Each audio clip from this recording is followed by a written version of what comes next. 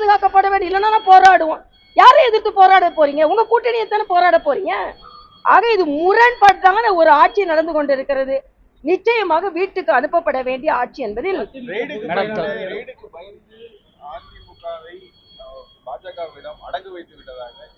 அதாவது கச்சத்தீவை எதுக்கு கொடுத்தாங்கன்னு ஒரு சரித்திரத்தை கேட்க சொல்லுங்க. சர்க்காரியா கமிஷன்ல அவங்க ஊழல் குற்றச்சாட்டு வந்த உடனேயே இந்திரா காந்தி இவங்க மேல, அதாவது இவங்க பொய் குற்றச்சாட்டு சொல்கிறார்கள். அதிமுகவும் பாஜகவும் சுமூகமான உணர்வுல இருக்கு. ஆனா நீங்க கச்சத்தீவை தாரவாதித்தீங்க சுயநலத்திற்காக.